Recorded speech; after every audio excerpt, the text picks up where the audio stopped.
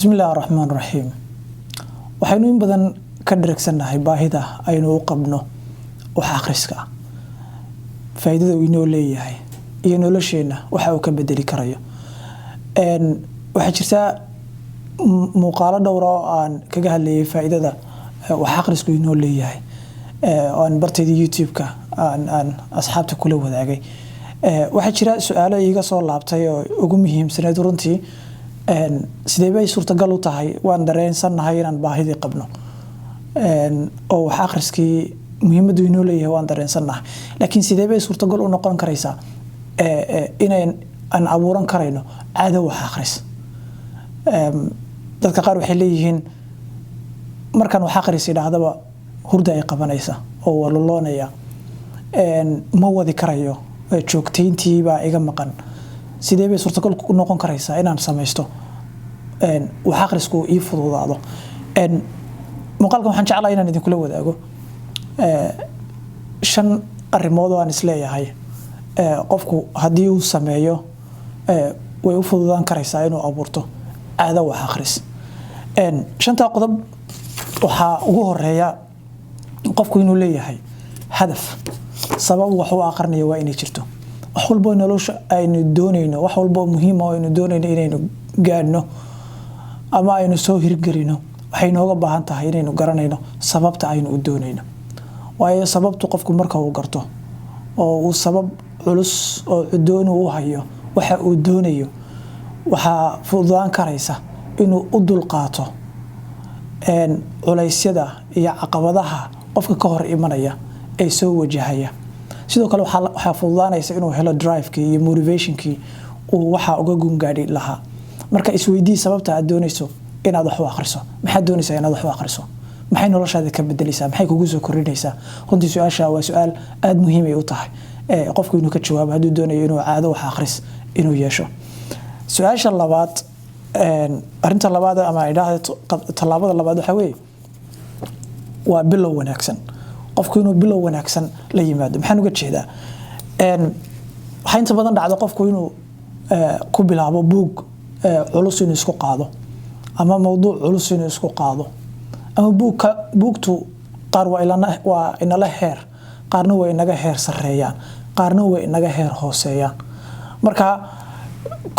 ugu horeysa ku bilow mowduuc aad xiiseynayso aad bay muhiim u tahay inaad ku bilowdo mowduuc aad jeceshahay oo aad xiiseynayso arinta labaad waxa weeye inaad ku bilowdo mowduuc fudud inaad ku bilowdo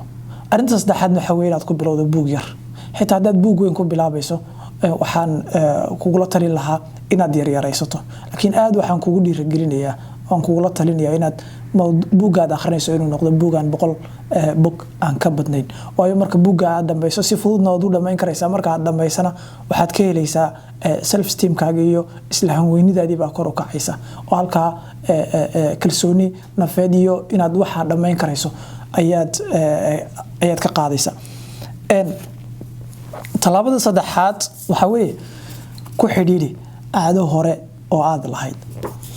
maxaan uga jeedaa wax akhrisku waa caado caadaduna culimada waxay yiraahdaan waxay ka kooban tahay saddex qaybood cue oo ah wax kiciya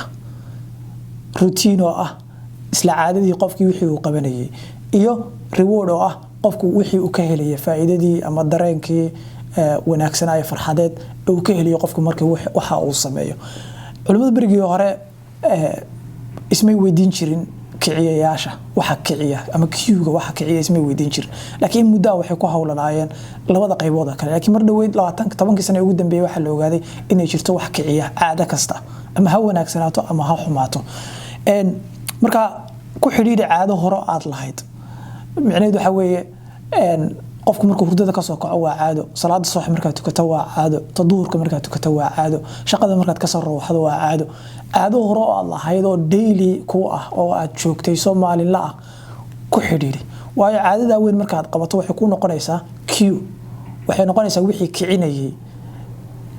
buugiina soo qaadato aad akhriso ay ku noqonaysaa arinta taa ku si xidhiidhinay waxa weeye muddo 60 cisho ana joogtay bariga hore saynisyahanadu waxay oran jireen cadad waxay ku samaysantaa muddo 30 cisho laakiin dhawaanahan dambe waxa la ogaaday in caadaadku ay kala awood badan yihiin oo ay kala culus yihiin samaysinkooda iyo qofku intuu ka qabatimayo marka akhrisku wuxuu ka mid yahay caadaadka runtii aadka u adag marka waxaad u baahan tahay ugu yaraan ilaa 60 cisho inaad joogtayso haddii aad maalin iyo labo aad muxuu ahaa caadada kala goyso waxaad u baahanaysaa inaad dib aad ka soo bilowdo marka runtii aad ay arinta muhiim u tahay caado hore aad lahayd ku xidhiidhi muddo 60 cishaana joogtay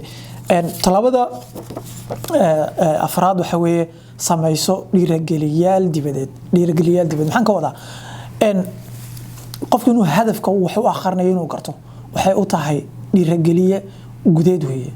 waa internal motivation internal drive buu ka helayaa laakiin wuxuu u baahnaanayaa sidoo kale inuu helo dhiirrageliyeyaal dibadeed waxaa noqon karaya qofku inuu yeesho asxaab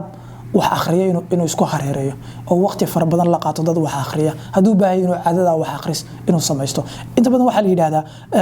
average qofku waxa weeye wuxuu average kooda yahay ama celcelisaan wuxuu yahay shanta qof ee waqtigiisa ugu faraha badan uu la qaato marka hadii asxaabta kugu hareereysan ee waqtigu faraha badan aad la qaadato saddex qof afarta qof ee kugu hareereysan waqtigu faraha badan aad la qaadato hadii ay yihiin dad aan waxba akhrin la shak adiguna waxba akhrin kari maysid marka si ay kugu fududaato caadada you have to have a community waa inaad hesho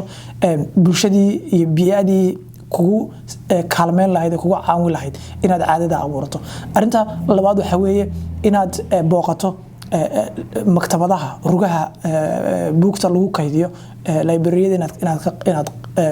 tagto sidoo kale inaad ka qayb gasho muxuu ahaa buukalaabyada ka jira hadba meesha aad ku nooshahay bandhig buugiyada meelaha buugaagta lagu soo bandhigo inaad ka qayb qaadato oo aad tagto arinta afraad ee ku daray waxa weeye inaad wax badan ka akhriso cudamadii dunida soo martay wax akhriska ku caan baxay runtii iyagana dhiirigelin weyn bay ku noqon karaysaa arinta ugu dambaysa talaabada ugu dambaysa waxa weeye